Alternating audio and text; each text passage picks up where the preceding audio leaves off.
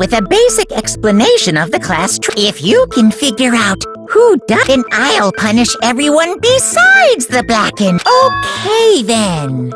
So, first off, let's talk about the murder weapon!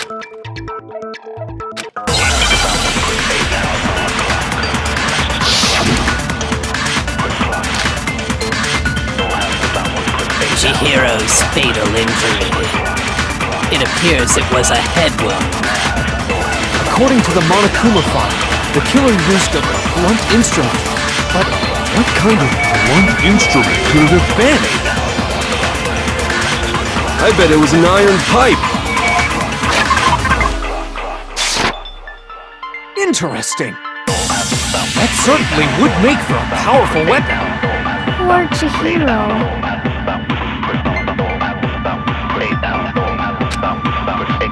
Chihiro's fatal injury. It appears it was a head wound. According to the Monokuma file, the killer used a blunt instrument. But what kind of blunt instrument could it have been? I bet it was an iron pipe.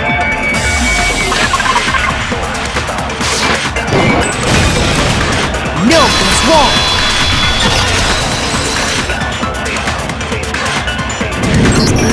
Can we agree that the object that dealt the fatal blow was the dumbbell, found at the scene of the crime? It was covered in blood, and there was nothing else at the scene that could have caused that kind of injury. And the wound on the victim's head is consistent with the shape of the dumbbell. As far as I'm concerned, there's no mistake and no room for doubt on this one. You looked at her head wound? Yay! That's so creepy!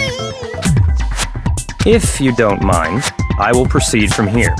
Let's move on to discussion of the culprit. Although, I believe the criminal behind this heinous act is already quite clear. What? For real? Chihiro's killer is the fiendish serial killer, Genocide Jack.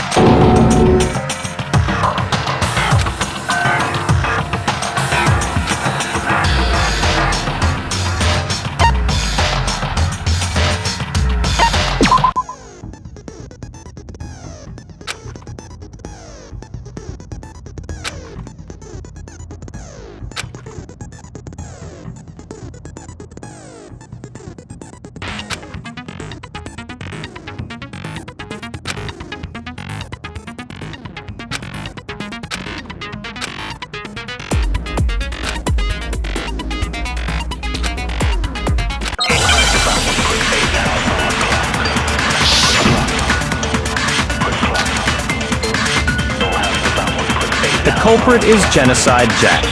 I'm sure of it. Case closed, as far as I'm concerned. But that's impossible! Why? What makes it impossible? Well, I mean, come on! There's just no proof for it. Hey, so, speaking of Genocide Jack, I don't know who that is!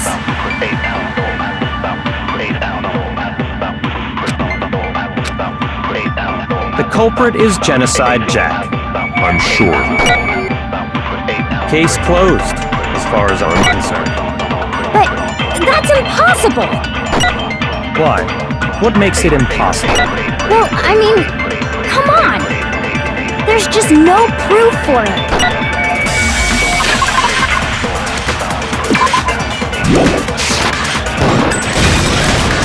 No, that's wrong!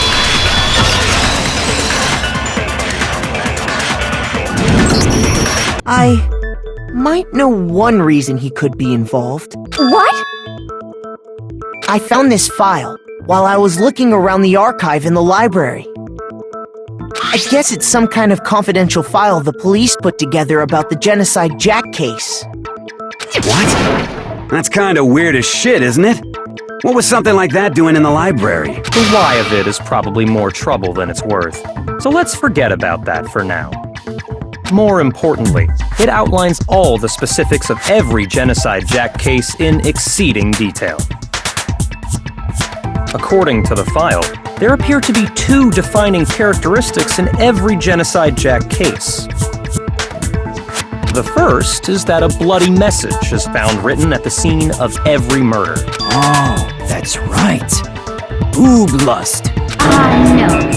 It's actually bloodlust. But more important is the other characteristic. Never made public? What the hell is it? Why don't you tell them, Makoto?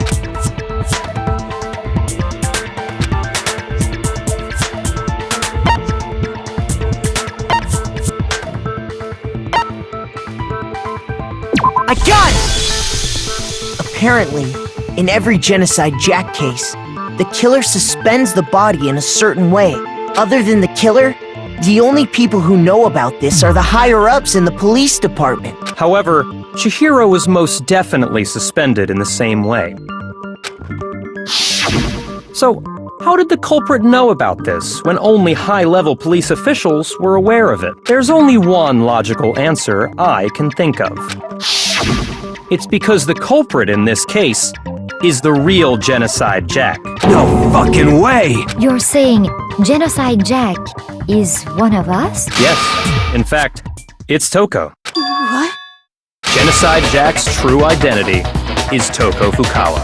You lie! What? Hey, okay, wait, hold on a sec. Toko has like bloodophobia or whatever, remember? What kind of serial killer is afraid of blood?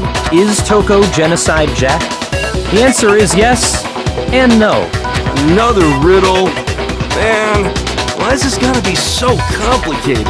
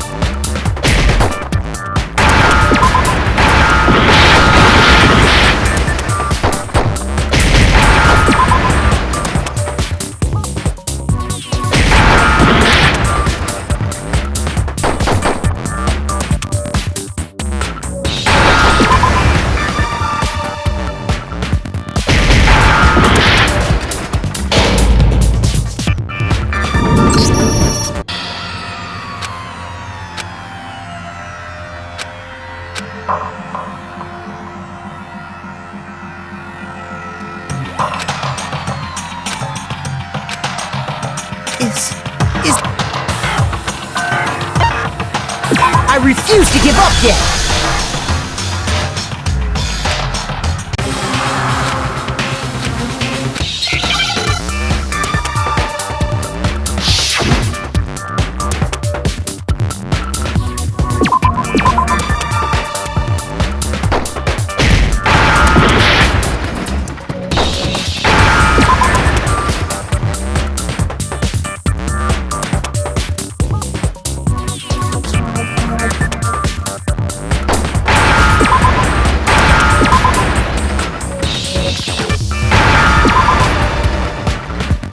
Now I understand!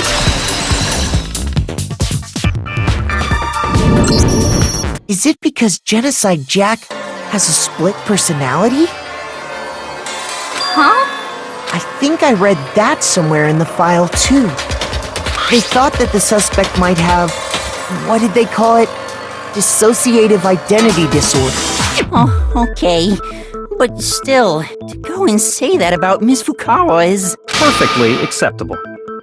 Toko's strange behavior after seeing the body is proof enough that she has a split personality.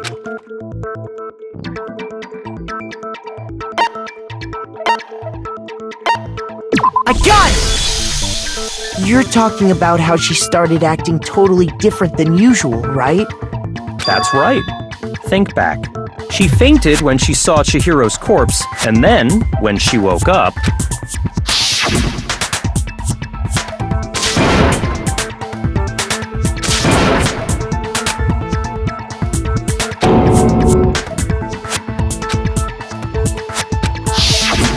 She was acting funny, that's for sure.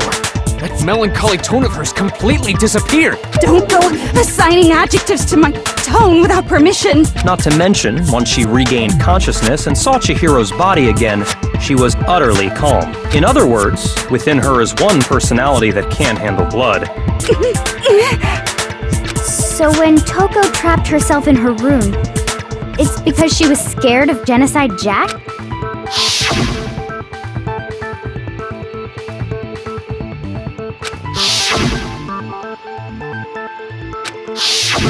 The reason she locked herself in her room wasn't to keep other people from getting in. It was to keep her other personality from getting out.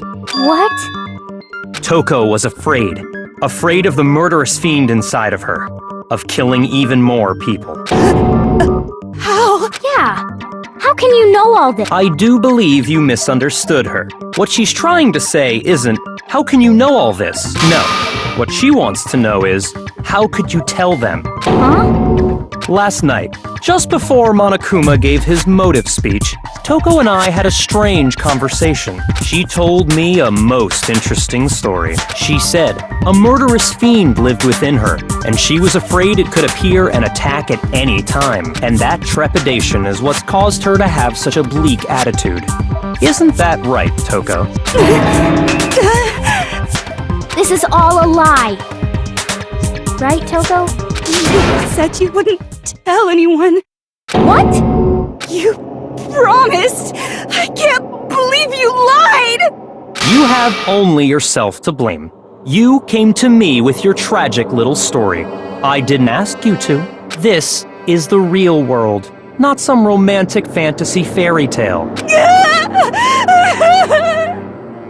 Besides, you broke your promise first. You said that as long as you were here, no matter what, you wouldn't let Genocide Jack kill anyone. But in spite of that promise,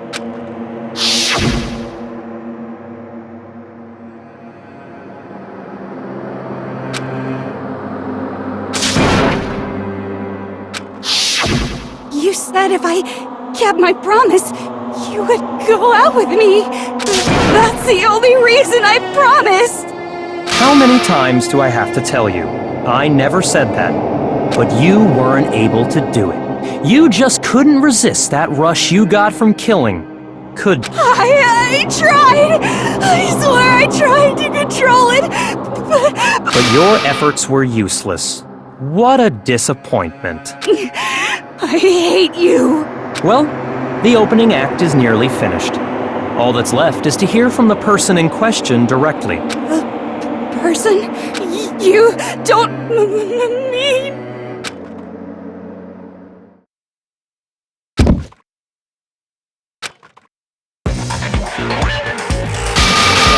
Well, hello there! Is it me you were hoping to see? Yes! What the heck? So you figured it out, huh? Well, whatever. What are you gonna do? I'm the ultimate murderous fiend, Genocide Jack! Or better yet, let's go with Genocide Jill! What the fuck is this? Toko, what happened to you? Not Toko! That's a loser name! And what happened is a textbook split personality! So what if one of them happens to be a serial killer? You should turn a blind eye to one's faults. So intense. Like they say, sound in murderous mind, sound in murderous body! This one is so different from the one we've come to know. Yes, well, the world is composed of a front and a back, you know. Just like how every inning has a top and a bottom, or how in the depths of every truth, behind every dark and gloomy soul, lives another that shines as bright as the sun!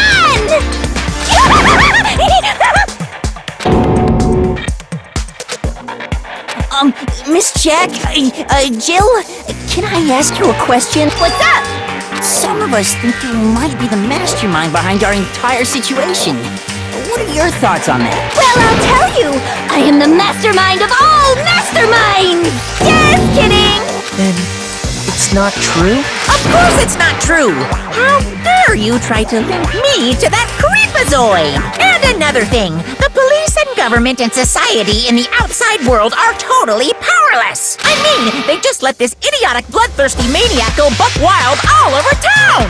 Sure, I'm a bloodthirsty maniac, but life is pain, right? To live is to hurt other people. It's a necessary evil if you want to survive. The act of living itself causes pain for everyone. Just kidding again! This should be enough to convince you. This murderous fiend is responsible for Chihiro's death. There's clearly a motive, so there should be no doubt. A motive? Remember what Monokuma told us? If someone didn't murder and graduate within 24 hours, an embarrassing memory or secret would be revealed. Well, let's assume that Toko's secret was about Genocide Jack. If a secret like that came to light, Toko's life would have undoubtedly been forever ruined. So she had a very clear motive to never have that side of herself exposed. Interesting. Very, very, very interesting. But sorry, as much as I hate to admit it, I'm not the culprit. But I cannot imagine anyone other than you could murder someone in such a bizarre fashion. Maybe so, but nevertheless, it's the truth. Do you really expect any of us to believe you? Yeah. I could never believe a word you say, you monster.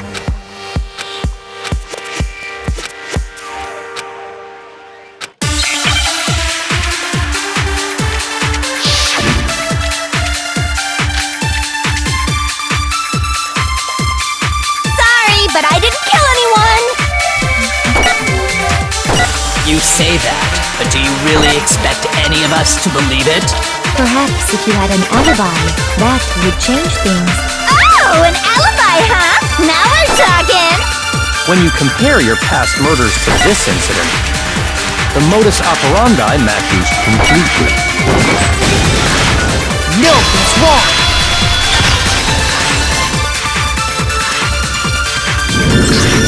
Are the methods of murder really exactly the same? I'm not so sure about that.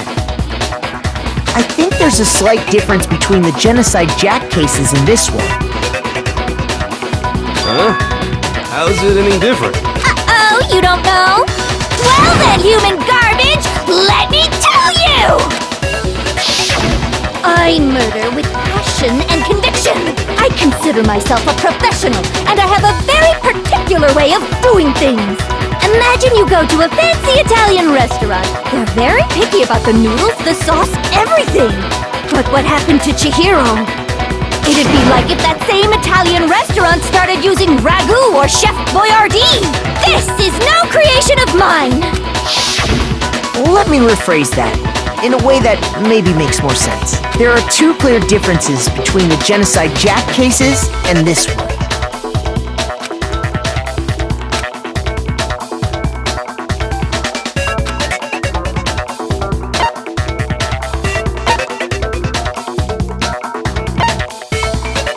I got it! For one, the cause of death is different. In the Genocide Jack murders, all the victims were killed the same way. According to the case file, they were all apparently killed with a pair of scissors.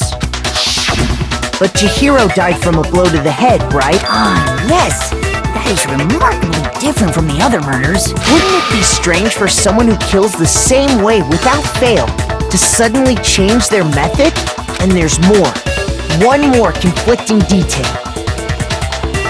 That's right! In my recipe of murder, if the bloody message is the tortellini, then the arrangement of the body would be the pesto sauce! Could you please stop comparing killing people to cooking? So, are you saying the other difference has to do with how the body was arranged?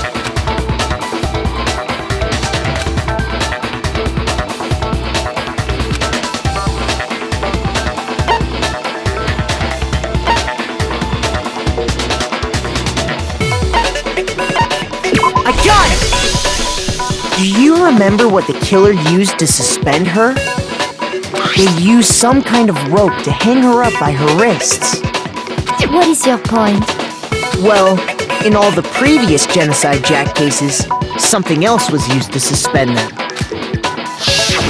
Specifically, pairs of razor-sharp scissors. And guess what?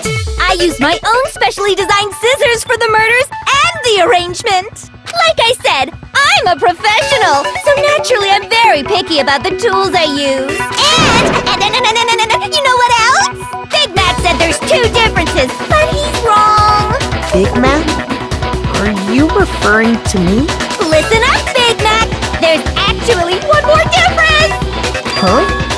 My word, you really didn't notice? Take a look at who the victims were in each Genocide Jack case. There's a pattern there, just waiting to be discovered. A pattern? Figure that out, and it'll be plain as death why I couldn't have possibly killed that little lolly girl.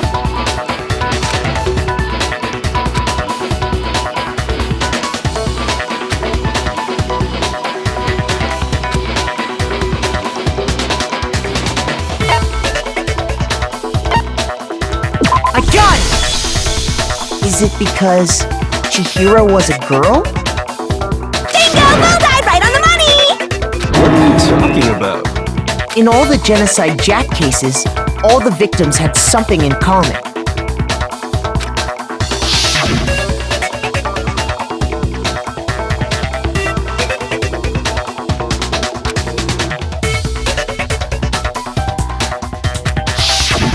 They were all guys? That's right! The people I kill with such passion and conviction are all adorable little men! I can't believe I said it! I'm so embarrassed! The hell is wrong with you? I can't help it! I'm just a full-throttle boy-on-boy fangirl, and the mopey side of me just hates it. But now I'm on the fast track to becoming a full-fledged fan madam!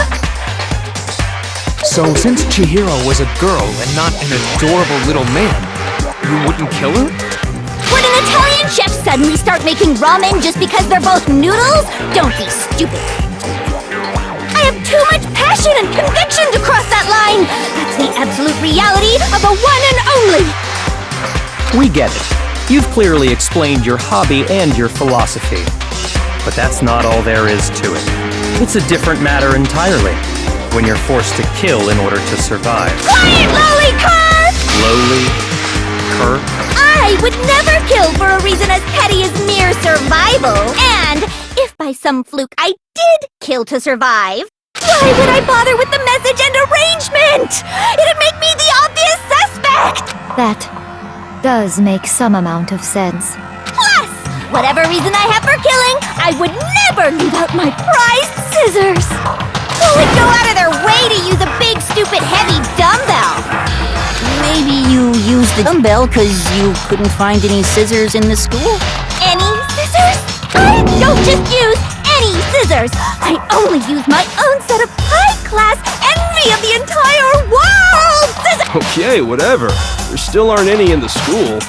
Are you sure about that? Da-da-da-da!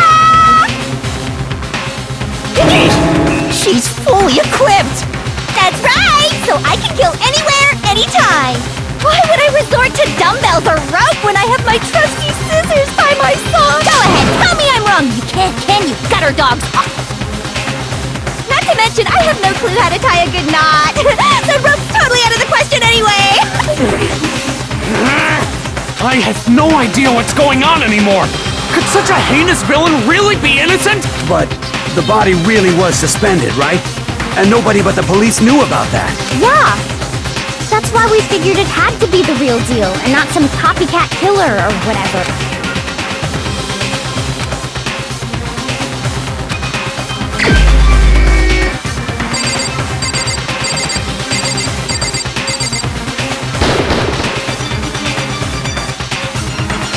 Shoot!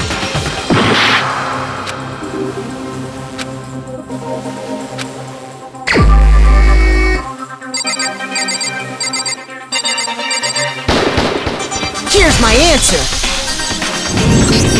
Byakuya, it's possible you could have found out, isn't it? You'd have no problem gaining access to classified government documents or internal police records. Plus, you'd already looked through the Genocide Jack file before this all happened.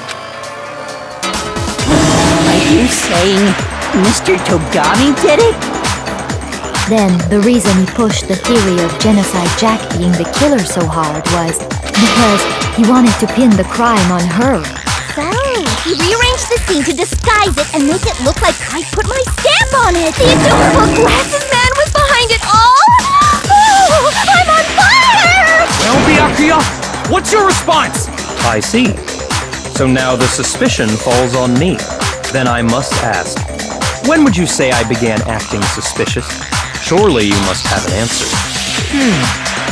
Looking back and thinking about it now, the way you were acting right before we discovered the body was a little strange.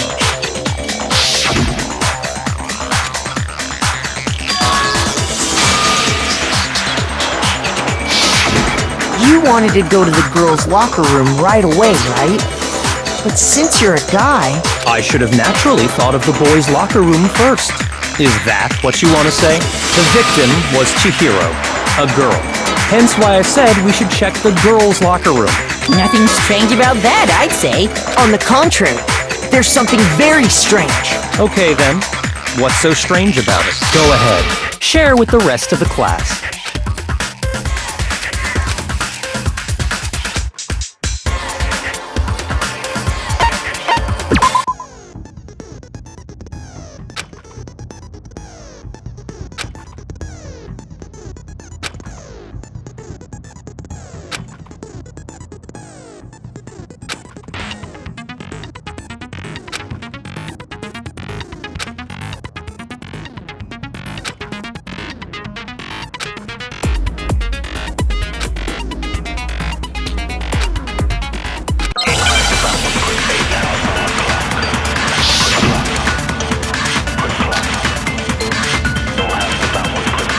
So, you said Byakuya was acting kind of weird before we found the body. But he was acting weird... how? If you're presented with the opportunity to check out the girls' locker room, You absolutely take it! That's a natural reaction for any guy! The victim was Chihiro, who was a girl. So of course I would suggest we check the girls' locker room first. There was no time for pointless distractions. What's so strange about that? I wish you'd taken me with you.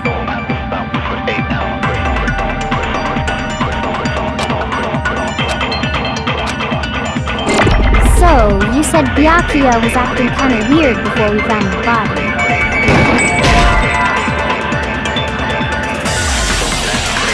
Shoot!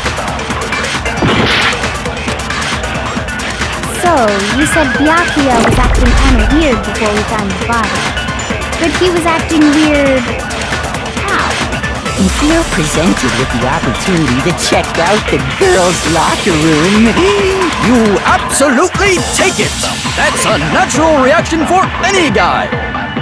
The victim was Chihiro, who was a girl. No, that's wrong!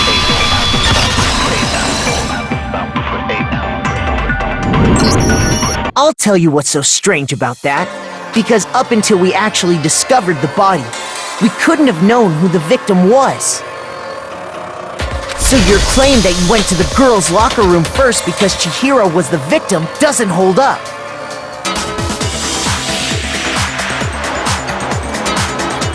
I see. That's a good answer, I must admit. Interesting. Very interesting indeed. But your reasoning is still too weak.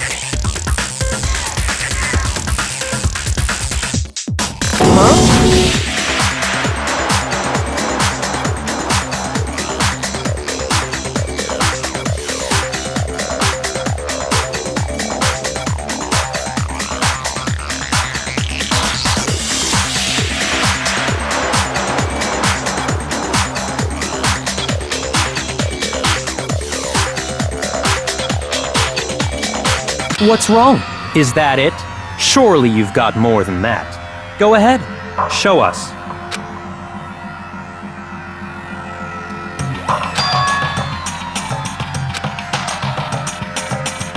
What's the matter? You're not finished already, are you? There must be more to it. There is. There is more to it. Think about it. We just talked about the differences between this case and past Genocide Jack incidents. The proof you're looking for is hidden in there. Oh? Proof that I'm the culprit, you mean?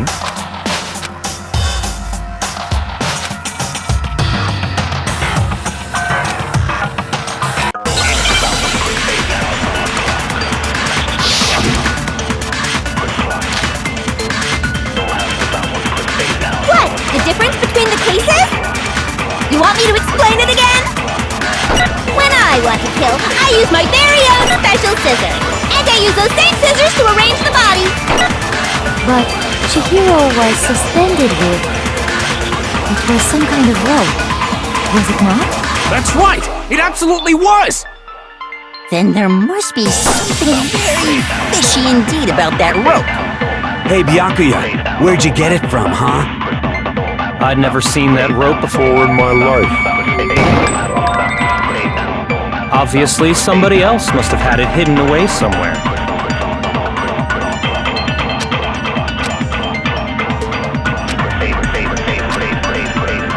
What? The difference between the cases? You want me to explain it again? When I want to kill, I use my very own special scissors. And I use those same scissors to arrange the body. But Chihiro was suspended with... It was some kind of rope. Was it not? That's right! It absolutely was! Then there must be something very fishy indeed about that rope. Hey, Byakuya, where'd you get it from, huh? I'd never seen that rope before in my life. No, that's wrong!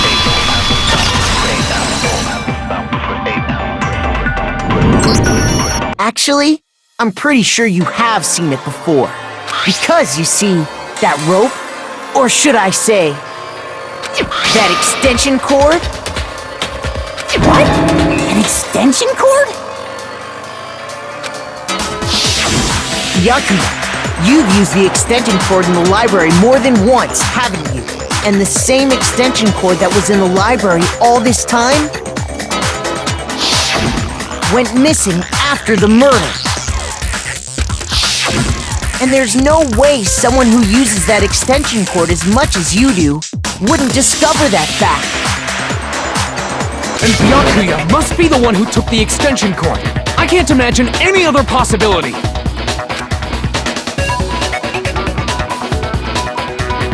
That's really what you think? Then your conclusion is something like this? I killed Chihiro in the girls' locker room, then hung her up and wrote that bloody message. I intentionally made it look like Genocide Jack was behind it. Is that about right?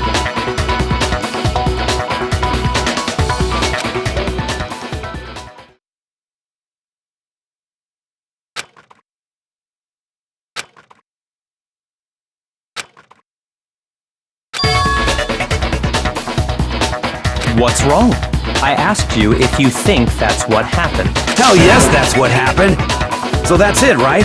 Byakuya's the killer. I don't disagree with not disagreeing. He kept calling this a game, right? So he'd be totally willing to do something like this to win. Sorry, but could we hold on just a second? I think we need to talk about this a little more. Huh? Do we really need to? We've already decided who did it. I know, but still. There's something that's still bothering me. Is that right? And what, pray tell, is still bothering you? I killed her in the girls' locker room, then disguised my crime.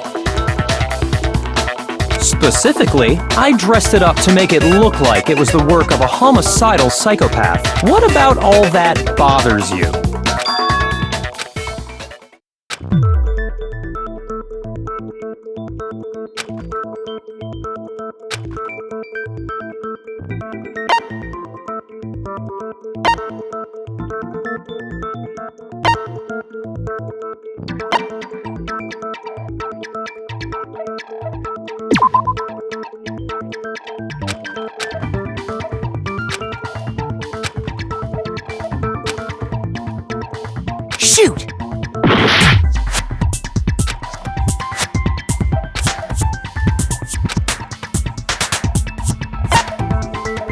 got it! You say you killed Chihiro in the girls' locker room, right? But are you sure about that? Isn't it possible that the murder took place somewhere else? How disappointing. What kind of question is that? Even in the world of disappointments, this is a true letdown. She was found dead in the girls' locker room. There is absolutely no question about that. How could the scene of the crime have been anywhere else? Well, I think it's entirely possible that she was killed somewhere else, then carried there later, along with the rest of the murder scene. The rest of the murder scene? That was awfully specific. Please tell me you have a reason for saying all of that. I believe I do.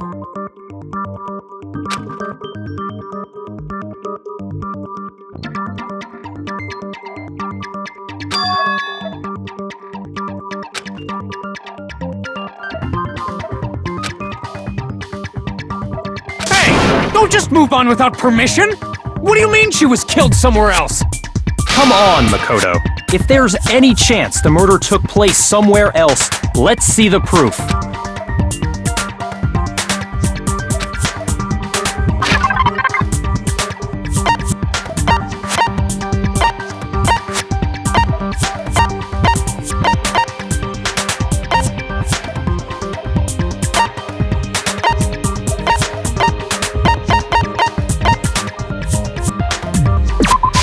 I got it!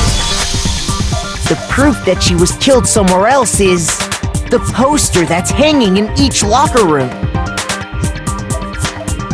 Your proof is some posters? The poster in the girls' locker room was a picture of a big-boobed supermodel. But don't you think that's kind of strange? Why would the girls' locker room have a poster like that? I bet those massive jugs of hers were totally fake! Meanwhile, the boys' locker room had a poster of the super popular boy band Tornado. Again, that doesn't really seem to belong in a boys' locker room.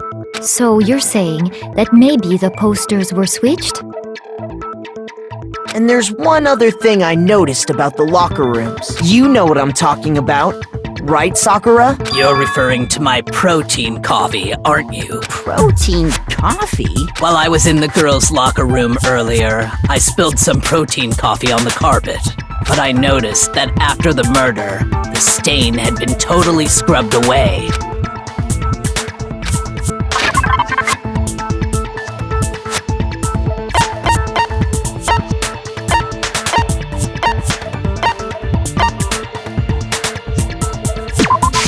I got it! The stain on the girls' locker room carpet wasn't scrubbed away. In fact, I found it on the boys' locker room carpet. That's definitely the stain from my protein coffee. Then, does that mean that the carpets were switched too? But why would anyone do that? To move the murder scene from one locker room to the other. It's certainly plausible. What? In other words, in order to completely swap the scene of the crime, the blood-stained poster and carpet were moved along with the dead body. By doing this, the killer was able to change the entire room where the murder took place. I can certainly follow your reasoning, but why would the culprit bother doing that? Huh? Why would they go through all that trouble of switching the scene of the crime? Actually, an even bigger question. If the murder did take place in the boys' locker room, then how did Chihiro get in the boys' locker room in the first place? To get into the locker rooms, you have to swipe your e-handbook across the card reader device. But Chihiro's handbook should have only allowed her access to the girls' locker room. She had no way to get into the boys' locker room to begin with. No, she did have a way! And I can tell you what it was! I highly doubt that. Shut up! I'm telling you, I know how she could have done.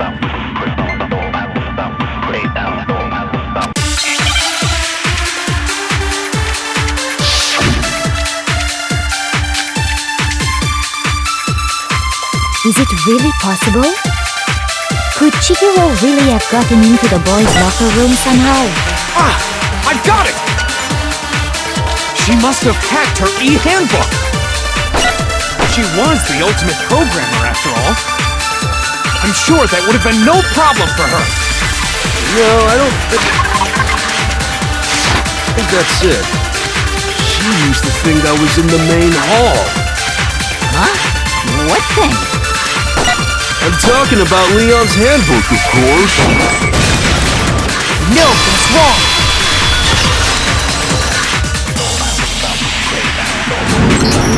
No, I don't think Chihiro used Leon's handbook. Why not? Because Leon's handbook was broken. Oh.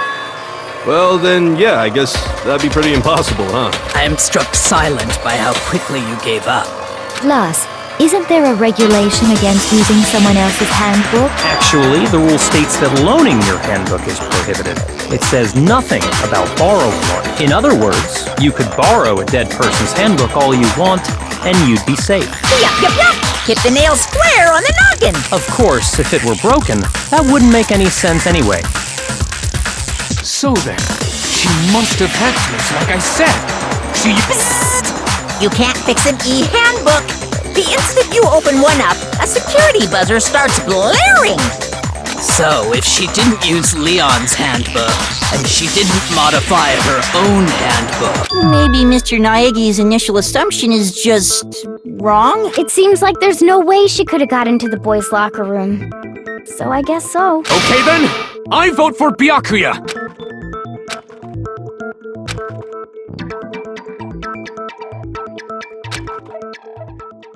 Hold on a second. I agree with you, though. I think you're on the right track. What the? You finally decide to open your mouth and that's what you've got to say? There's no way she could get in the boys' locker room, right?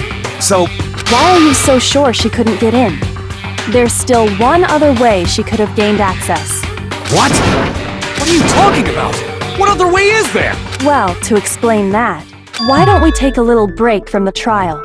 I'd like you all to come see something. Wait! Just what do you think you're doing? Don't worry. This'll make the whole trial more exciting. Huh? It'll make things more exciting? Well, alright then. I declare an official class trial recess. Huh? For real? Now then, what is it you want to show us? It better not be boring or I'll be very unhappy. Oh, I have no doubt it'll meet your lofty expectations. So, shall we go?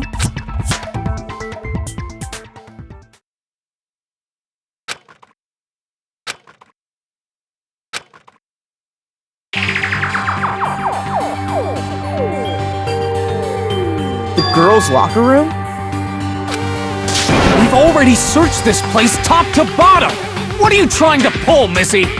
I'd like you to examine the victim's body one more time. Be sure to examine the entire body very carefully. Take your time. Examine her carefully? Like using our hands? No way!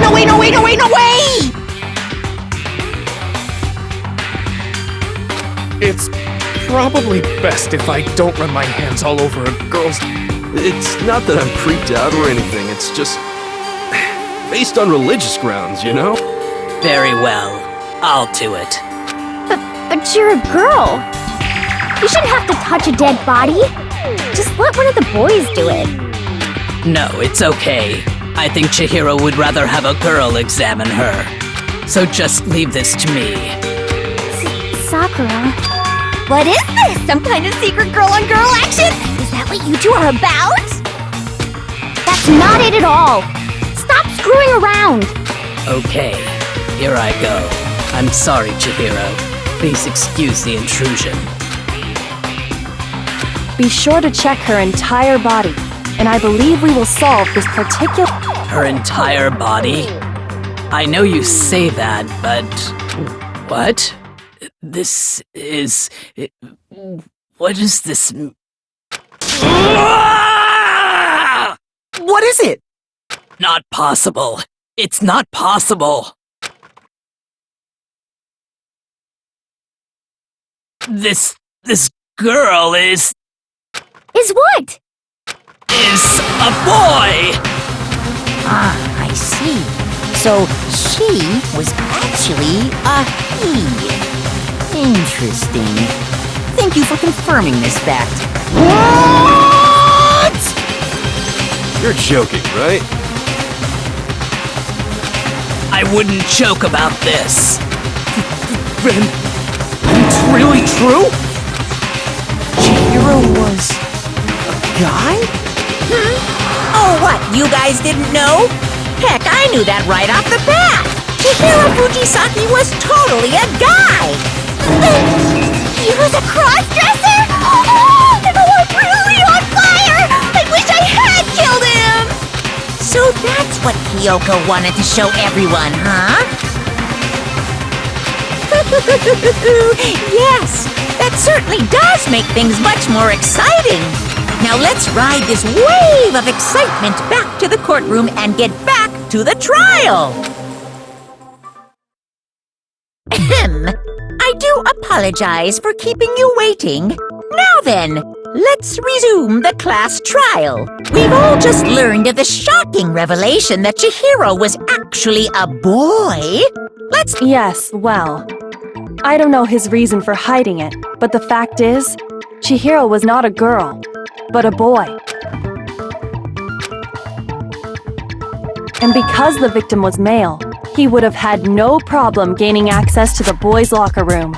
Assuming his handbook did, in fact, list his gender as male, then yes, that would be true. Of course his handbook said he was a boy. He dressed like a girl, but he was a boy through and through. So then, there should be no issue with Makoto's initial assertion. The victim was killed in the boys' locker room, and was then later moved to the girls' locker room. And the killer could have easily used Sayaka or Junko's handbook to get into the girls' locker room. So Chihiro really was killed in the boys' locker room? I still don't understand the motive for moving the body, but yes, that does seem plausible. Well, I must admit, I did find it rather odd. I knew he felt a little off. There was a certain incongruity to his female body. This is the most titillating situation! So now everything has been connected. All the mysteries have finally become clear. Okay, well, connected or clear or whatever. We still think you're the killer, remember? Very interesting. This has become very interesting indeed. He's off in his own little world. What about you, Makoto? After everything we've learned, do you still think Byakuya's the killer? Well, without a doubt, Byakuya is the one that made Chihiro's death look like Genocide Jack did it. But I think he might not actually be the killer after all. What? But aren't you the one who accused him in the first place? He just seems to be too easygoing about all this. Like he's enjoying us solving the mystery. The way he's acting, it makes it seem like it doesn't have anything to do with him. And you think that might be because it doesn't have anything to do with him? Plus, the evidence he left behind was a little too... how can I put it? Overt. He consciously chose to use the extension cord, knowing it could connect him to the murder. At least, that's how I see it. And Byakuya, when you found out the murder took place in the boys' locker room, it seemed to rattle you. And then again when you found out Chihiro was actually a guy. If you really were the killer, that stuff wouldn't have had any effect on you. So that's your thinking, huh?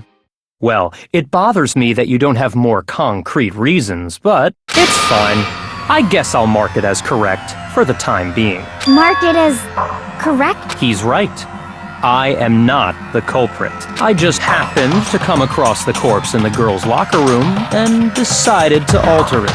Are you fucking with us right now? No, I am not effing with you right now. I'm telling you the truth.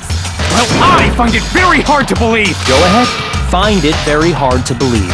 You're free to be executed along with the rest of us. If you're really telling the truth, then why? Why do you do that to his body? My reasons hardly matter right now. Uncovering the culprit is much more important, wouldn't you say? Now then, If it wasn't me, who was it? Well, I don't think I can say for sure without talking about it a little more. We're seriously gonna keep going? We're all good, aren't we? I thought it was clear. No, I'm with Makoto. If there's any doubt whatsoever, we need to explore every possibility, because if we're wrong, we all die here. That's true. Very well then. I'm with you too. Damn straight. Count me in. Do you not have a mind of your own? Of course I do. What am I, an ant or something? Anyway, let's discuss this all as a group one more time. We still have time to make our decision. That's very true. Our lives are all on the line. Excellent. Then shall we resume our game of hide and seek?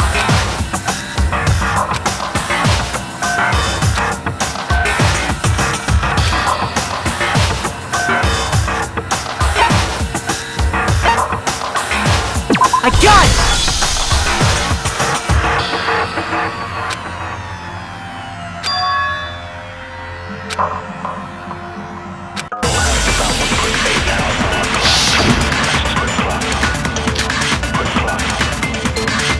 Isn't there a single clue that might lead us to who did it? Well, clues are one thing, but did nobody get a look at the killer? I'm sure if someone saw the killer, they would have said something by now. Perhaps someone saw the victim at some point. Even that might be enough for now. Yeah. All we need right now is any kind of new info. Shoot! Isn't there a single clue that might lead us to who did it? Well, clues are one thing, but did nobody get a look at the killer? I'm sure if someone saw the killer, they would have said something by now. Perhaps someone saw the victim at some point. Even that might be enough for now.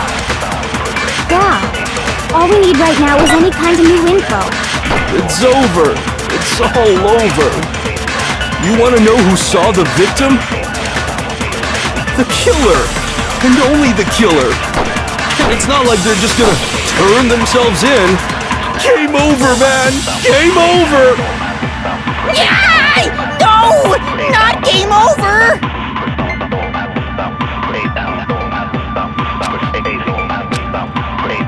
Isn't there a single clue that might lead us to who did it?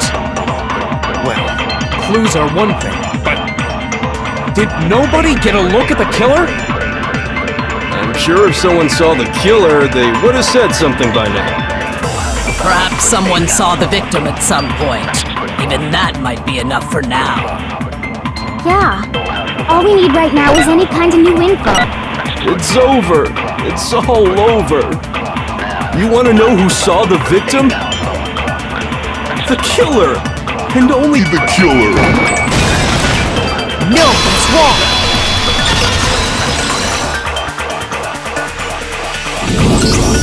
I believe someone else did see the victim before he was murdered.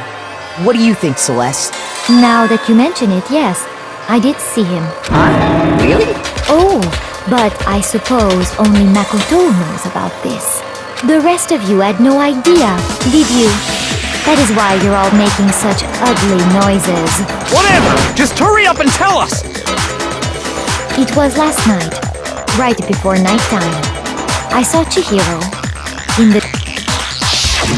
I saw him stuffing a track jacket into a duffel bag, and then, I assume, he headed off to exercise. Track jacket and a duffel bag? But we didn't find anything like that at the murder scene. It seems likely that the culprit destroyed them to get rid of any evidence. And that is when he said something that struck me as rather odd.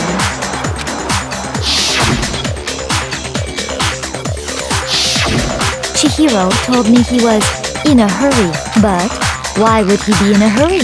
Only if someone were waiting for him. So, Mr. Fujisaki was on his way to meet with someone, and then they were going to work out together? But Hina and I had invited him to exercise with us plenty of times, and he always declined. Probably because he was afraid you'd find out the secret he was hiding, right? Which means that conversely, He must have trusted whoever he was meeting with very much. Enough so that he was willing to risk his secret being revealed. What a marvelous friendship! The point is, whoever he met up with is the culprit, right? So we just gotta figure out who it was. But knowing what we know, you can't even guess. No. You already have what you need to make the connection. Huh? You know who the killer is. Seriously? Who is it? Who's the killer? Think back to the track jacket and duffel bag the killer disposed of. Focus on the details of these items. And Are you sure about that? You really think we can figure out who did it based on 2 pieces of evidence that we don't have? Why? You want to track down some fingerprints or something? Even if we had the equipment for that, we wouldn't know how to use it.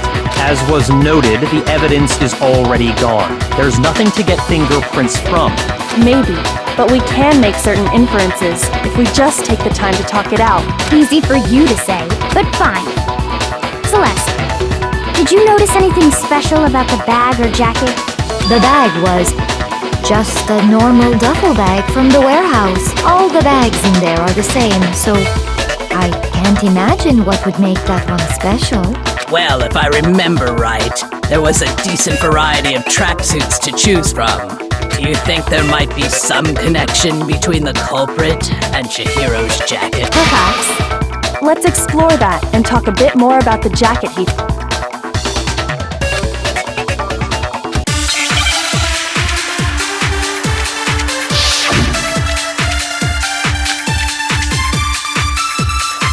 First of all, we know where Chihiro was headed.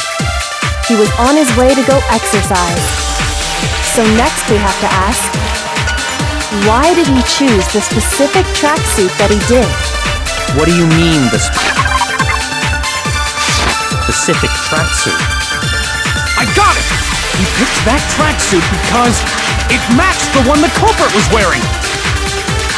So, what you're saying is, the killer was wearing the same blue tracksuit as him? My tracksuit is black.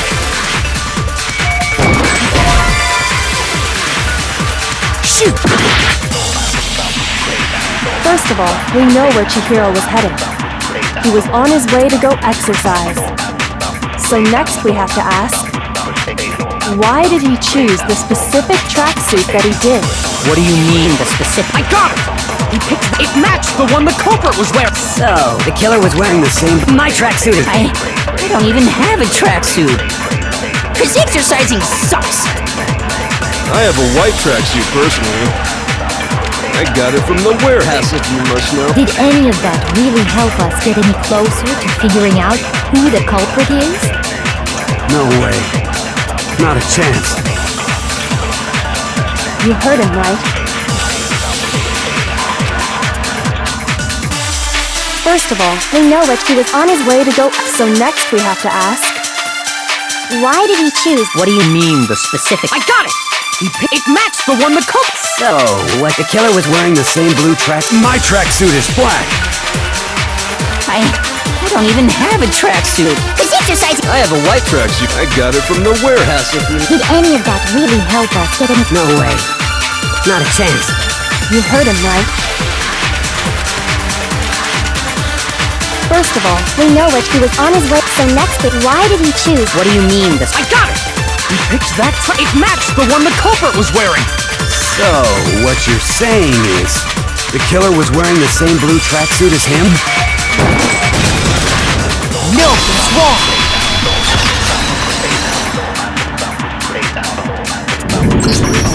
Hold on a second, Mondo. What did you just say?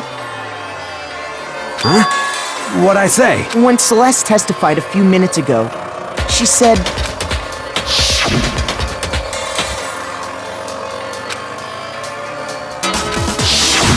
She never said anything about the jacket's color. So why did you say Chihiro's blue tracksuit? What are you... You just... Hey, Celeste, what color was Chihiro's tracksuit? As a matter of fact, it was blue. And before we began the trial, Did you tell anyone that? The only one I told about any of this was you. Then, Mondo, how did you know what color Chihiro's tracksuit was? Because I'm sure he saw the clothes at some point in the investigation. No, that can't be it. The bag and clothes were surely disposed of by the time we began our investigation. Then the only reason he could have known what color the tracksuit was is if he saw Cherry with it before he died! That's the only possibility! Are you talking about Chihiro? So, how about it? Did you see the tracksuit or didn't you? Just by chance. I just happened to see it last night. He walked past me, and he was carrying the tracksuit in his hands. No, that can't be it either. According to Celeste's testimony,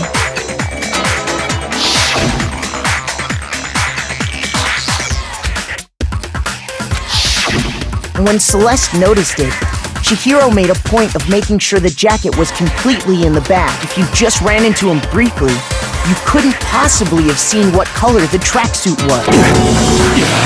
It would appear you've dug your own grave. Perhaps. But you handed him the shovel, didn't you? That's why you said what you did. Focus on the tracksuit and it'll be obvious who he met with? What a bunch of nonsense. Ah, now I understand. Your true intention was to draw a slip of the tongue from the culprit. That's why you said you knew who did it. To put them on edge. That's right. However, Mondo was my target all along. I had my suspicions about him from the very beginning. But why? What made you so suspicious? That's a good question.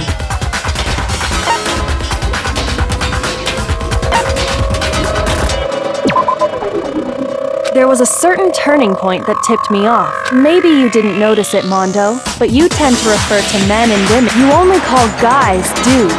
And after he was killed, you happened to refer to him as dude. Once I picked up on that, it occurred to me that Mondo knew something we didn't. You notice such a tiny... Are you a witch? She's a witch! You're positively frightful! No, I'm not the frightful one. Not nearly as frightful as someone capable of murdering a friend. Mondo, was it really you? Did you really kill Chihiro? I didn't kill anyone!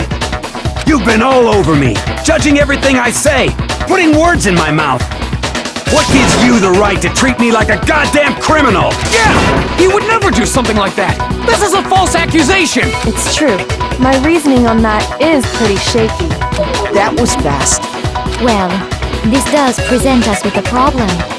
It's... My time has nearly come. That's what my little ghost friend is telling me. Oh yeah, that reminds me. Hifumi, weren't you telling me you'd found some evidence? Really? What kind of evidence? Actually, now that I'm thinking about it here calmly, it might not be all that relevant. Jeez, does your confidence just get up and walk away? It's fine, man. Just If you really insist. Here it is. What do you have there? It happens to be an e-handbook. I found it laying on the ground, so I scooped it up.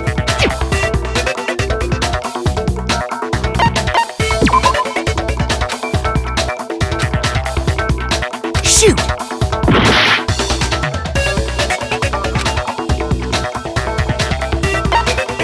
I got it! We know Chihiro's handbook was missing from the scene of the crime, right? For a fact. For a fact indeed! I was totally sure I'd found it. Then it must hold some clue about the culprit, right? Well, that's what I was hoping. But it's busted. It won't even turn on. I imagine the culprit broke it to get rid of any evidence after the murder. That's odd. I didn't think the handbooks were quite so fragile. You're right. They're not. They're totally waterproof and shock resistant. It would take an awful lot to break one. And yet, this one does appear to be broken, as is Leon's, sitting useless in the main hall. For all your confidence, that is a remarkably high failure rate.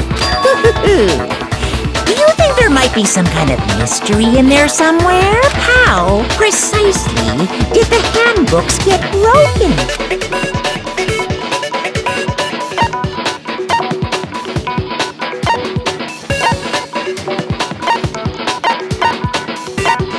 I got it! You already told us before that the handbook has one weak point, didn't you? Yeah! You remember that? Sure, maybe I let that slip. But I never told anyone what the weak point actually was. But if the handbook is supposed to never break, and two of them broke in quick succession, then Then we can only assume that someone's figured out its weakness. You know what the weakness is, right, Monokuma? So, what is it? You're asking me? I think it's a necessary piece of information if you want this to be a fair trial. But if I tell you, and someone else decides to copy it, that would be very not good. Just tell us already! Why would we want to break our own handbooks? Oh well, I have a weakness for pushy demands. But you're sure you won't follow their example? Then allow me to make a special announcement. The weak point of my cutting-edge e-handbook is... when it's exposed to high temperatures for too long, it will suffer a meltdown and totally break! I flippin' knew it! You knew it? Yeah, because I found the handbook laying on the floor of the sauna. The temperature in the sauna can reach over 200 degrees. Strange how you don't get burnt, huh? It's because as your sweat evaporates, it creates a cooling layer of air around your skin. If the hot air of the sauna were somehow pushed directly onto your skin, you'd definitely get fried. That layer of air would get blown away. That's why you may feel a burning when you move around. So when you're in a sauna, make sure to keep nice and still. Interesting. I learned one new fact today. That is a mere trifling speck of knowledge. Anyway, if you found the victim's handbook in the sauna, then the killer must have been purposely trying to raise its temperature in order to break it. meaning the culprit somehow knew its weakness. But how'd they find out? Monokuma said he didn't tell anyone, right? Indeed. Quite the mystery. What if they found out by accident? What do you mean by accident? What if the killer took their own handbook into the sauna, not knowing its weakness, and it broke? They'd realize it was broken, of course, and it wouldn't be hard to figure out why. And once they had Chihiro's handbook, they knew they had an easy way to dispose of it. I won't say it's not possible, but who would have done something like that? I don't know of anyone who took their handbook into the sauna. I might know someone who did. Whoa! Seriously? I think the one who may have taken their handbook into the sauna was...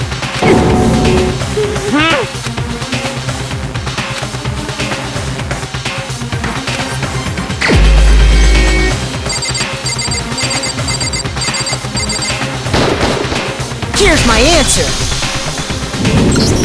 Mondo, your handbook got broken in the sauna, didn't it? What? Why? Why do you keep accusing him? Mondo and Taka had an endurance contest in the sauna not too long ago, remember?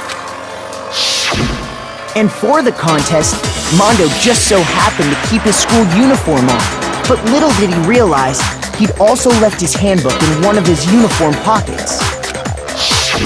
And when it was all over, Mondo discovered that taking your handbook into the sauna could easily destroy it. No, wait, hold on! You've got it all wrong! He would never kill! I don't accept this! Show me the proof! The actual solid proof!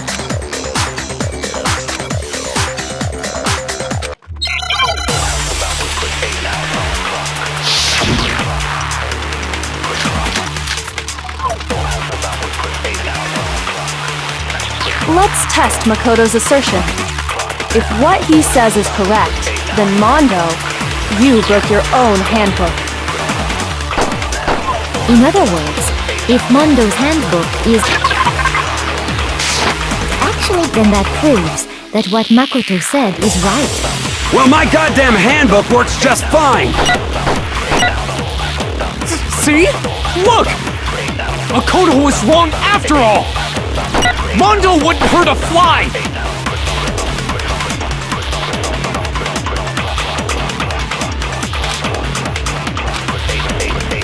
Let's test Makoto's. If what he said, you broke your own handbook. In other words, if Mondo's handbook is actually broken, then that proves that what Makoto said is right. Well, my goddamn handbook works just fine! Shoot! Let's test Makoto's assertion. If what he says is You broke your own handbook. In other words, if Mondo's handbook is actually broken, then that proves that what Makoto said is right. Well, my goddamn handbook works just fine! See? Look! Makoto was wrong after all! Shoot! Let's test Makoto's assertion. If what he says is correct, then Mondo, you broke your own handbook.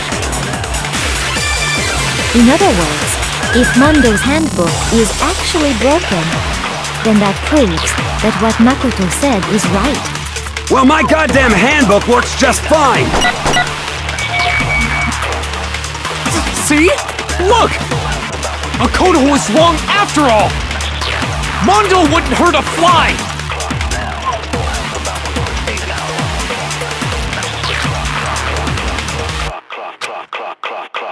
Let's test Makoto's assertion. If what he says is correct, then Mondo, you broke your own handbook. In other words, if Mondo's handbook is actually broken, then that proves that what Makoto said is right. Well, my goddamn handbook works just fine!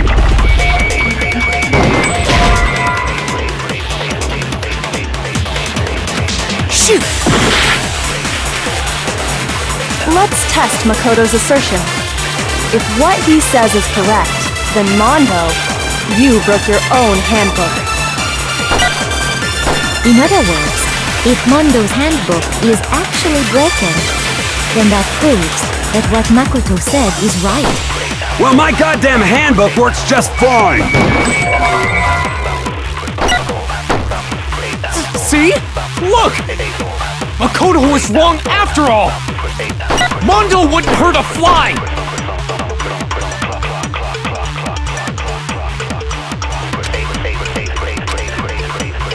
Let's test Makoto's assertion. If what he says is correct, then you broke your own. In other words, if Mondo's handbook, then that proves that what Makoto said is... Well, my goddamn handbook works just fine! shoot!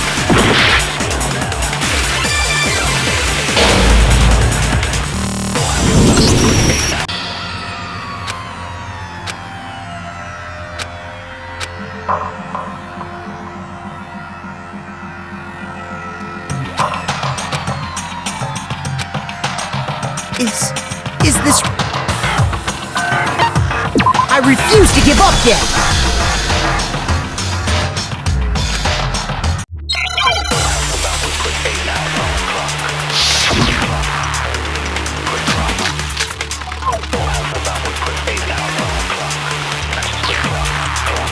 Let's test Makoto's assertion. If what he says is correct, then Mondo, you broke your own handbook. In other words, if Mondo's handbook is actually broken, then that proves that what Makoto said is right. Well, my goddamn handbook works... No, that's wrong!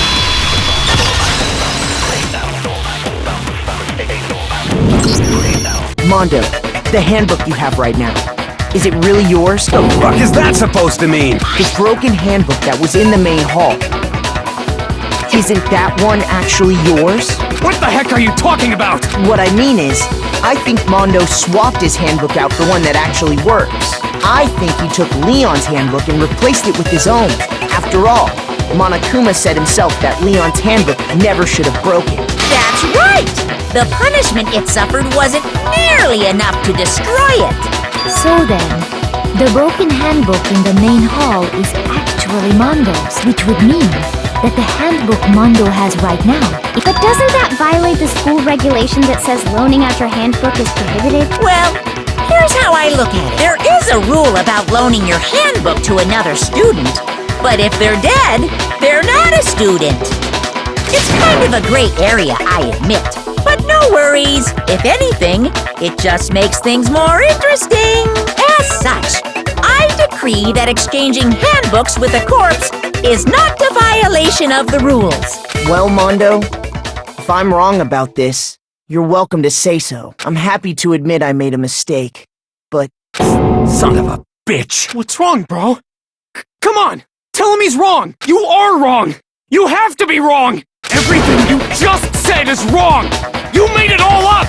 Okay, then why don't we look back on this case one more time, from the beginning. That way, everything will become clear.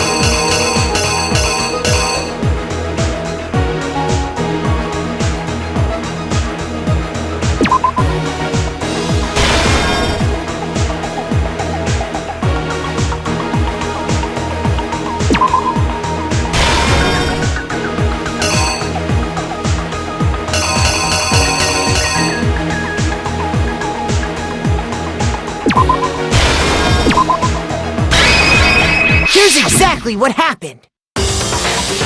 First, let's take a look back to before the incident. Last night, Celeste saw Chihiro in the warehouse, correct? At the time, she was apparently stuffing something into a duffel bag.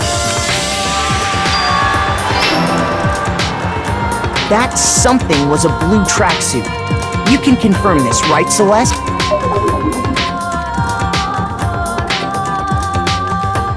With bag in hand, Chihiro headed out, even though it was officially nighttime.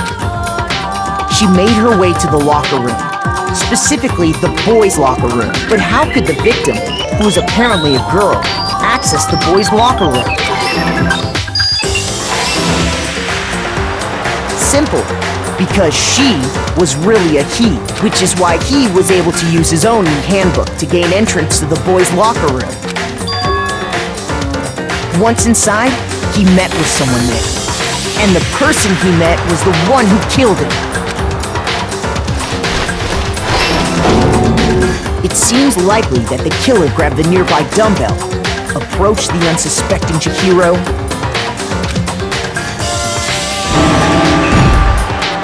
and attacked him.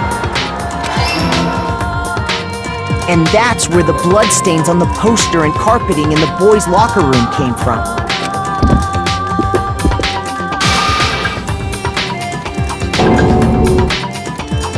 It was likely in the heat of the moment. The body was arranged, but the murder itself felt unplanned.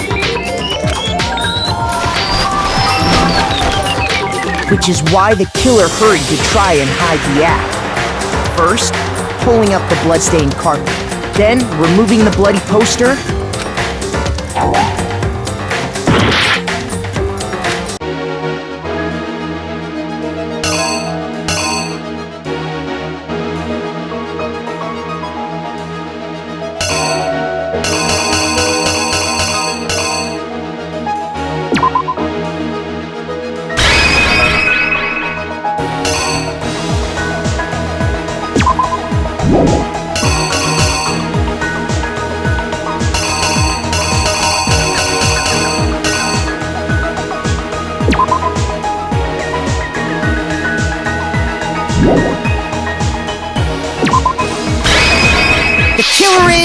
you! Which is why the kill, then removing the bloody poster,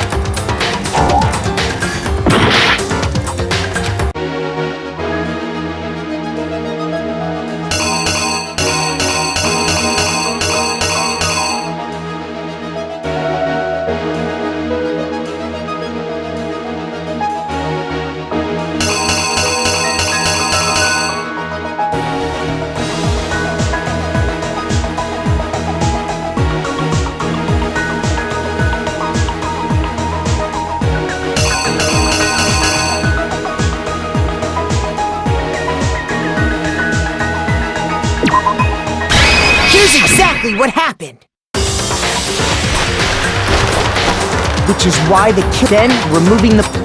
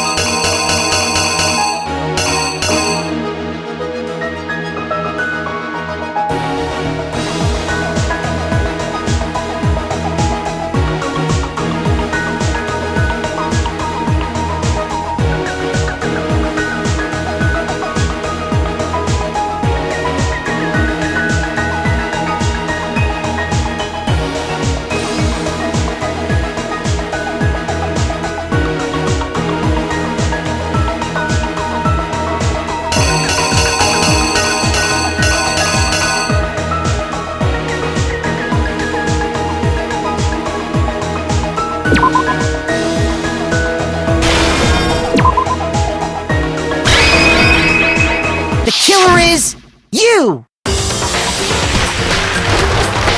Which is why the killer hurried to try it, then removing the... And finally carrying the corpse into the girls' locker. A girl's handbook was necessary to get into the locker room, but this alone doesn't prove that the killer was necessarily a girl. After all, Sayaka and Junko's handbooks had been placed in the main hall. Using one of those, a boy could get into the girls' locker room without much problem. And that's exactly how the killer did it. With the carpet and the poster they brought with them, they got to work. They changed the layout of the boys' and girls' locker room in what you might call a crime scene switch. That could have been the end of things, but no. Byakuya discovered the body and decided to intervene in the situation, making things even more complicated. So, after stumbling on the crime scene, he went and grabbed the extension cord from the library. He used the cord to string up Chihiro's lifeless body.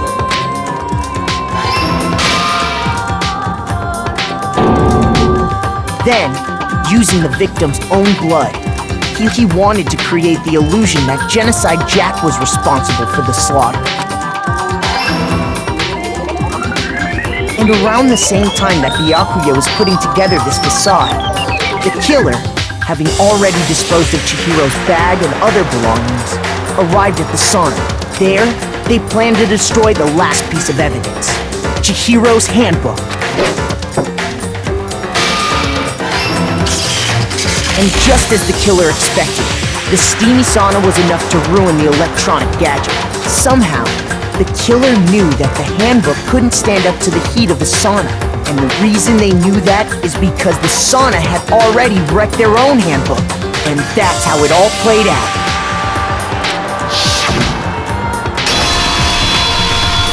Isn't that right, Mondo Arata?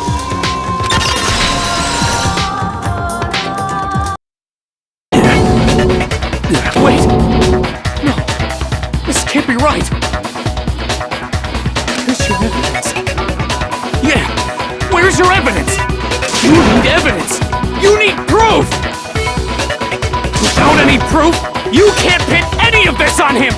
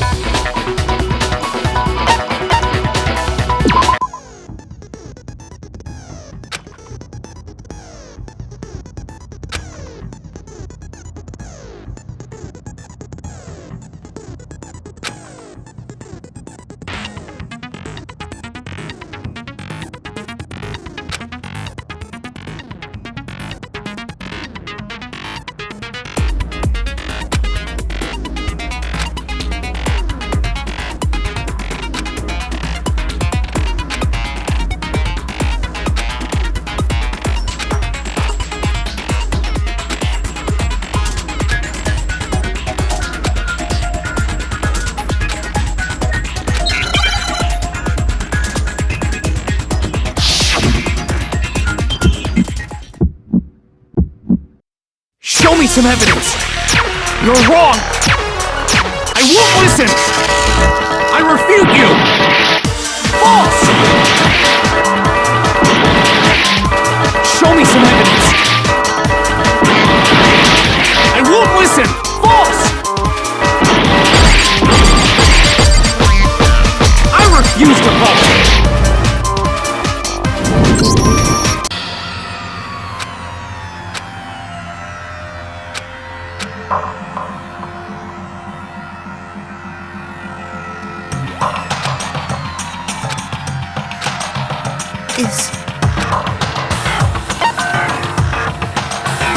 I refuse to give up yet!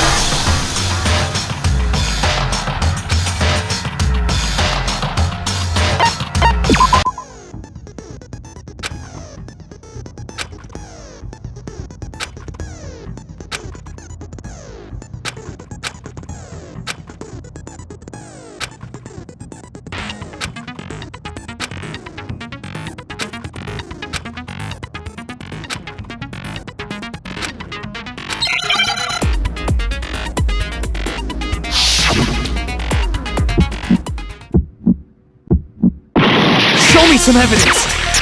You're wrong! I won't listen! I refute you! False! Show me some evidence! I won't listen! False!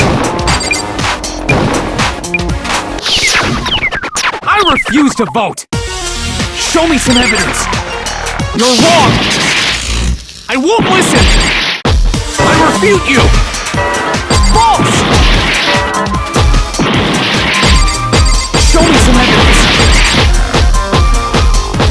I won't listen! False! You're corrupt! I refuse to vote! I refute you! False! You're corrupt! Show me some evidence! This should prove it.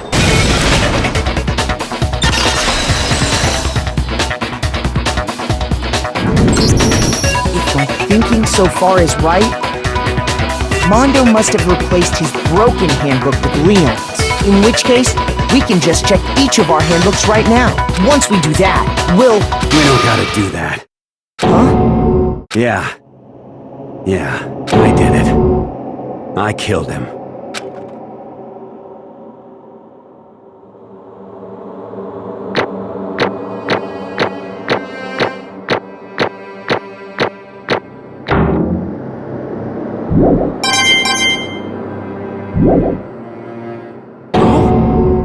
Bro! What are you saying? I got no choice, man. After hearing all that, I gotta just... give up. Go ahead, Monokuma. Get it over with. Ask for the goddamn verdict. Roger that! Wait! Hold on! No waiting! No holding on! Time for the moment we've all been waiting for! Grab your lever and give it a yank!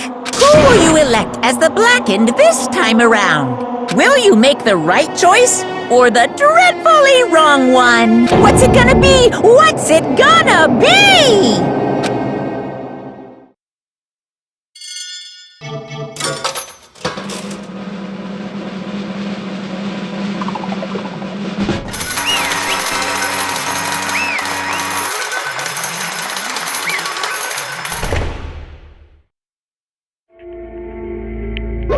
What?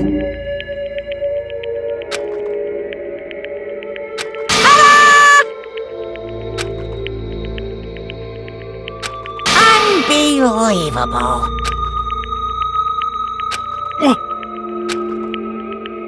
Sorry. What is this?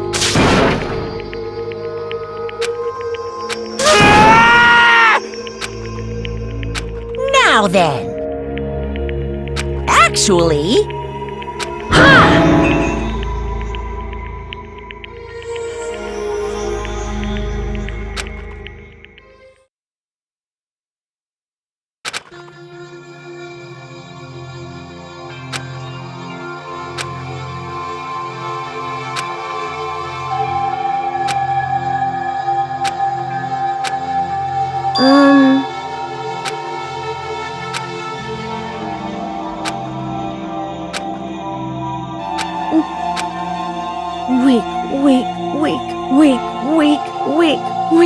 Weak.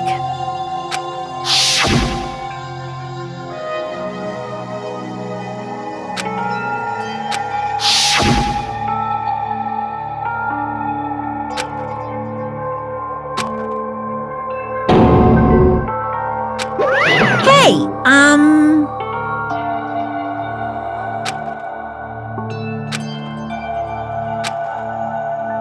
What? I'm sorry. But...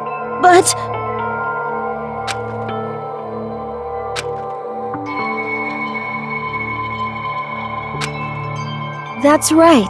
I want to change.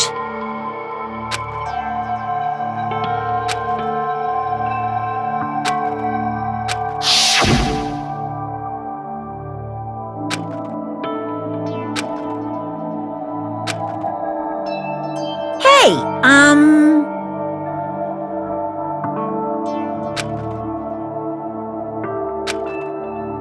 Yeah, that's right.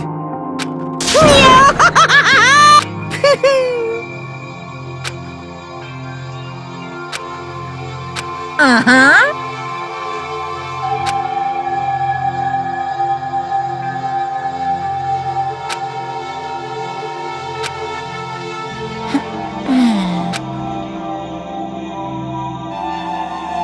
Correct.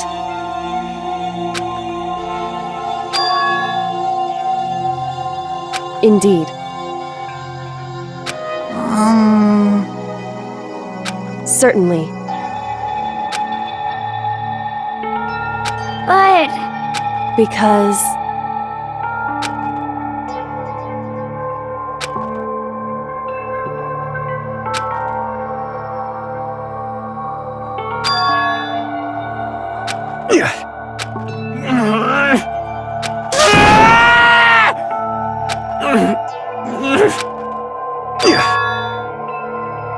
I knew it.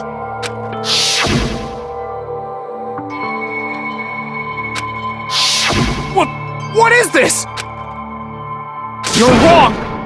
Don't make me repeat myself.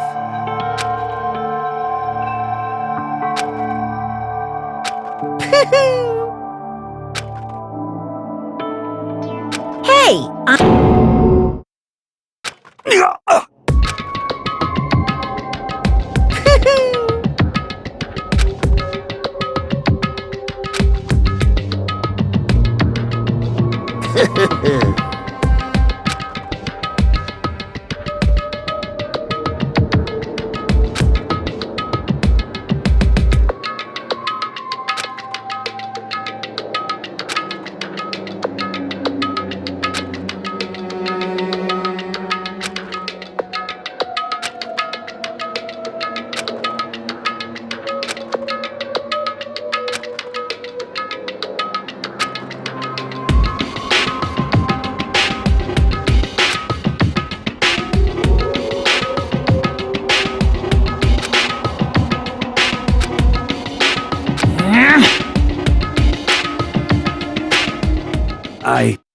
I just...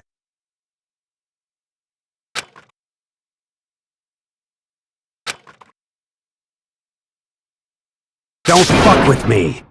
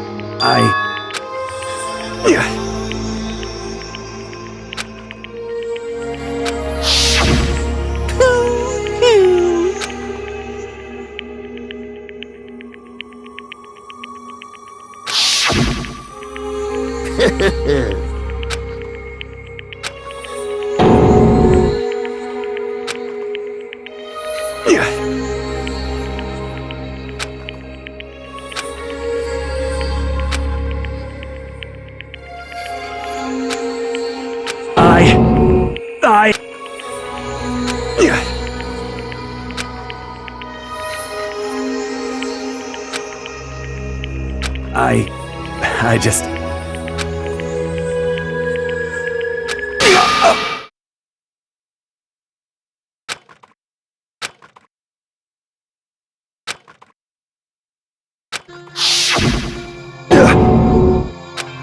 I'm sorry. Huh? But... I want to change.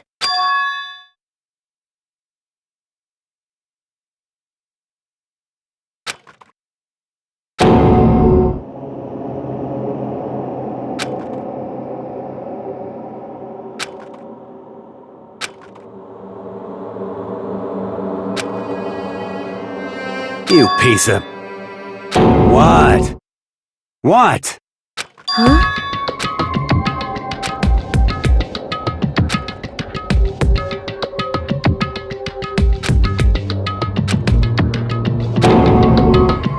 What?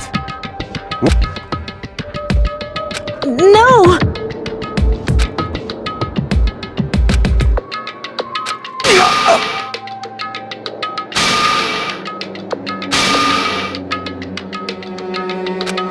What's wrong? Damn you! I just wanted to... Yeah, that's right.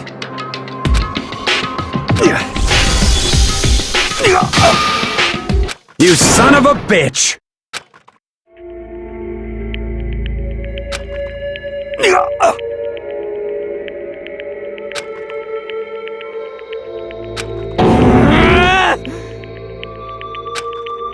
I killed him.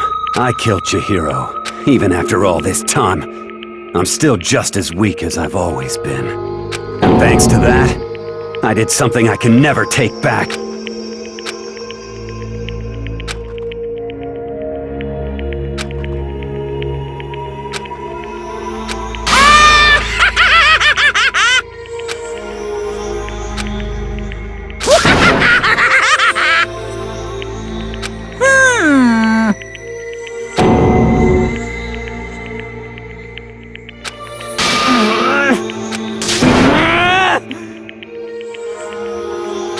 Yep.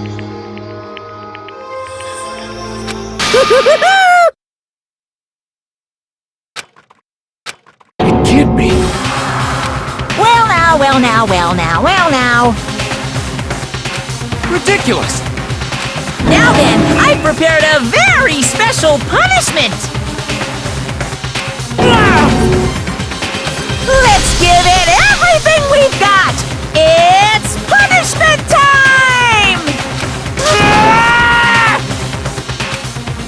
Sorry, man. I couldn't keep the promise we made. From one man to another.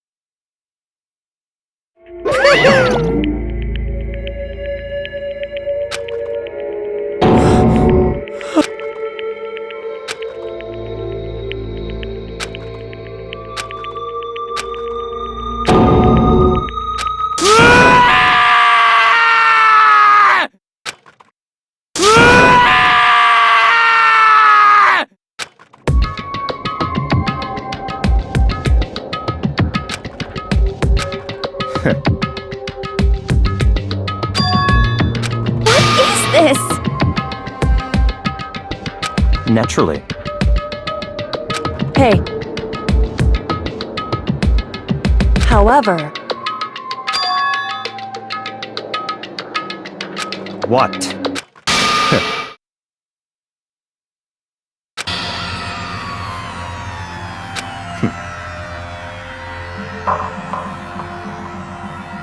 Honestly.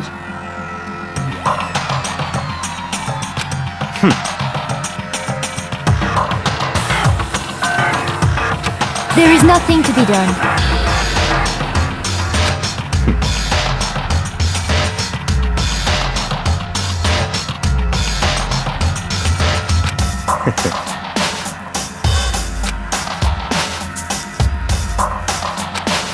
What?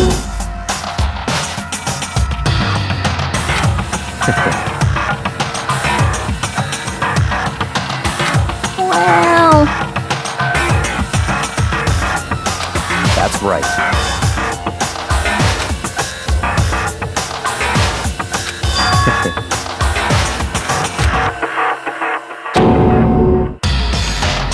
I see.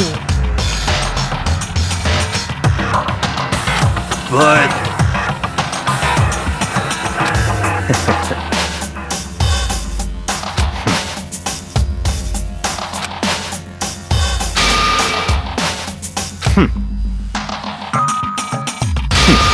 Interesting.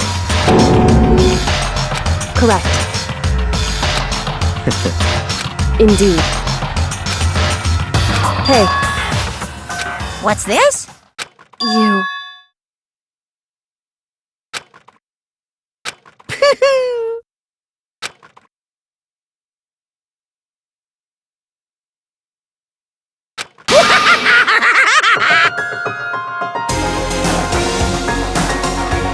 What?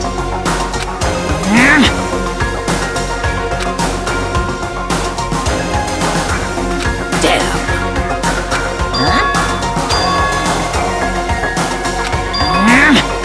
What the heck?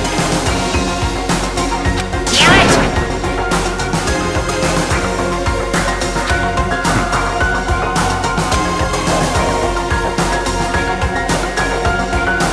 Ooh, how exciting! That's enough.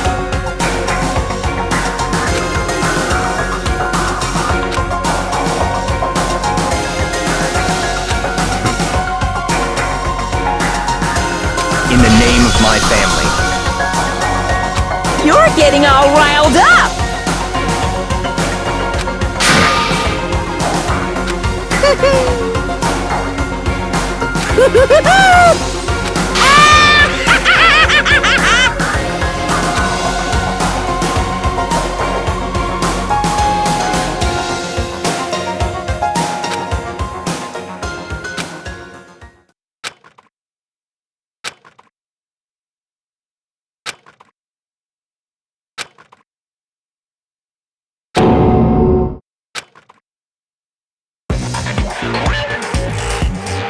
Well, anyway, like I was saying, this is a pretty good spot. Yeah, a really good spot. Anyway, isn't it amazing how that girl went and killed someone before things even had a chance to get boring? Once things really get moving, it'll be like a roller coaster. There won't be any stopping it. Fear and despair charge forward at a speed nothing can hope to match. But I must admit, I'm disappointed. I went to all the pain and effort of making you part of the group, and you couldn't play your part. You do remember you were supposed to make the first move, right? Well, no biggie. Nothing we can do about it now, so just do your best to make things more exciting from now on, okay? After all, that's what everyone wants to see. As long as you don't want to know my measurements, fire away! Ooh. My, you really took me by surprise there. I know I said you could ask anything, but super denied, ultra denied, demonic denied. Because you see, that's my ace in the hole. And nobody'd be dumb enough to reveal that, right? No matter how close they were to their friends.